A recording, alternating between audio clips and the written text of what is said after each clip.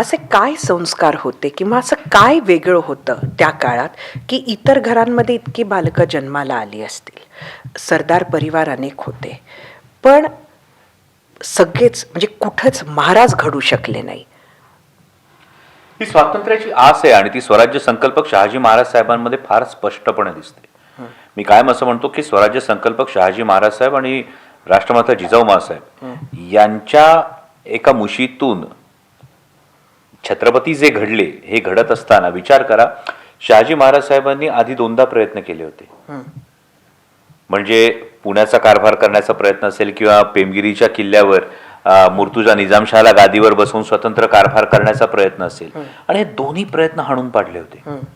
म्हणजे पुण्यात रायारावानं गाढवाचा नांगर फिरवला आणि त्यानंतर मुर्तुजा निजामशहाला जेव्हा मांडीवर घेतलं तेव्हा शहाजहान आणि आदिलशाह यांनी तह केला आणि शहाजीराजांना दख्खन सोडून महाराष्ट्र सोडून हे खाली दक्षिणेत जावं लागलं. हे दोन प्रयत्न जे फसलेत ना, हे दोन प्रयत्नांनंतर तिसरा प्रयत्न म्हणजे स्वराज्य उभं करायचं. म्हणजे काही जणांचं म्हणणं आहे बँगलोरमध्ये बंगळुरूत उभं म्हणजे स्वतंत्र राज्य करता करता स्वतंत्र होणं हा तिसरा प्रयत्न कदाचित असू शकतो.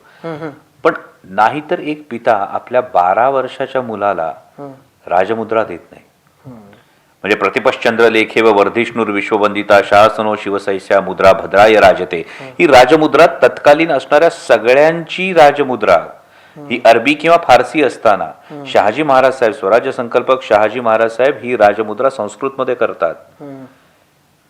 12 वर्षाच्या मुलाची त्याला अष्टप्रधान मंडळ देतात, त्याला झेंडा देतात स्वराज्याचा, आणि ही सगळी एक मला वाटतं एक पूर्वतयारी आहे.